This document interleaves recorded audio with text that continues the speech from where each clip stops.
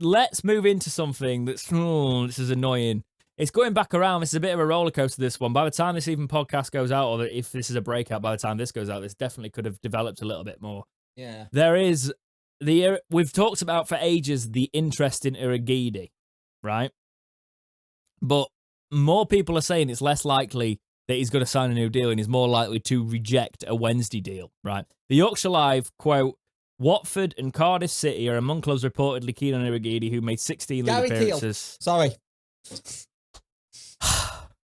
There you go. This man's just ruined a perfectly good breakout, by the way. So if you've just heard him shouting Gary Teal in a video that will have no relevance to the last video that's in the main podcast, right.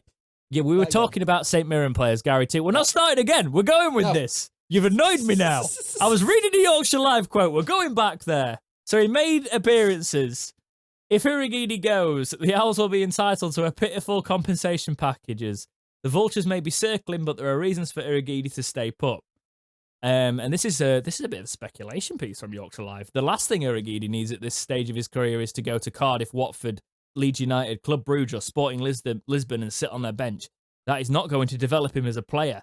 But also seeing reports that the Football League, by the Football League, he might have rejected the deal as well.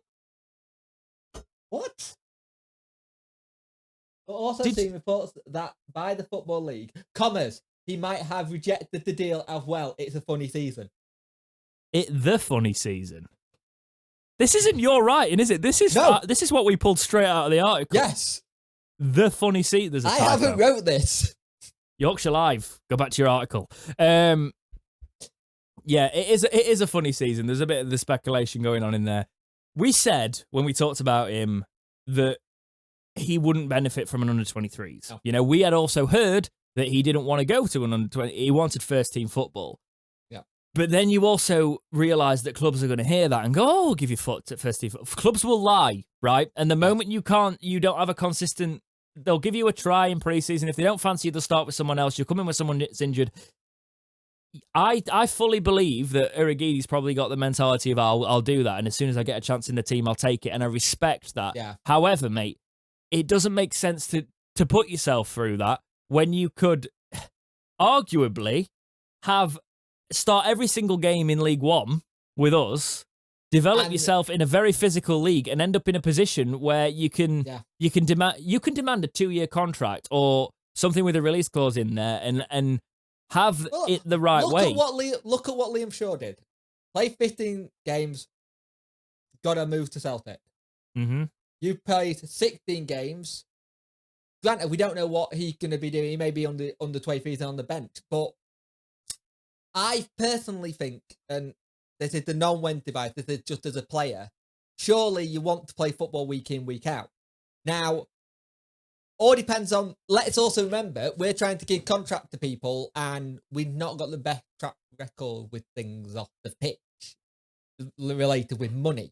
To cut people off. Because you've got that whole thing saying, club lie. How much have we lied to our players about whatever situation's going on? Exactly. That's what I was saying, yeah. We haven't got the trust issue there either.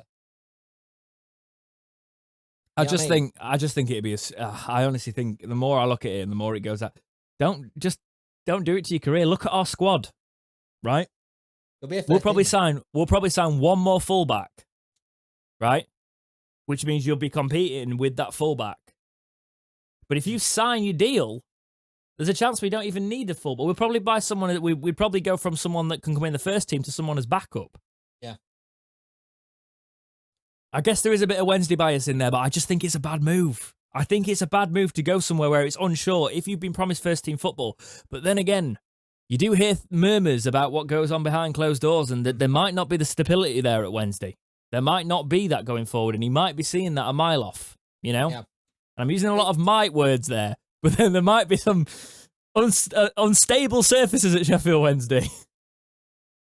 Understatement. But yeah, I don't know if it...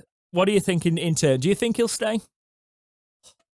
2 to 3 weeks ago, I did think so. But I think with everything that's going off, which we keep coming out, and it's really clever what Wednesday doing it. They're like trickling bits of news out to journalists now. Mm-hmm. And everybody's still trying to get the whole Wednesday accounts in. Are we still transferring barriers? Are the players still? Because I read an article this week that players are still not paid. And if you're going to sign a new contract with the club, and they say, we're going to pay you this, this, and this, first mind is going to be, when? I haven't been paid for that amount yet. So it puts us in a negotiation situation where it's very, very poor. And Darren Moore must be like, I'm trying my best to get things in place. He wants to get these sorted, ideally, before the players are back. Yeah. If we're still doing this when players are back, it's going to be a long season. Going to be a long season anyway, mate. But yeah. I think Urhoghide should stay, but it's very up in the air at the minute. Let us know what you think in the comments. This one's dragging on a little bit. I'm sure we'll talk about Urhoghide again. You know what's going to happen, don't you? Go on. I can say it a mile off. Urhoghide will sign to someone, and then he'll put his on a video on his YouTube channel on the process of signing for that club and what happened behind the scenes. Yeah. It's and interesting. Then it'll show Wednesday up even more. Wednesday don't media a lot. They don't have media sort of out there players. You know, they usually keep reins on it. And it worried me when I saw Urhoghide on YouTube about, is he planning on staying because he's got no repercussions here? So he could start a YouTube channel and show a little bit more of that. And I don't know. We'll see what happens. We'll see what happens.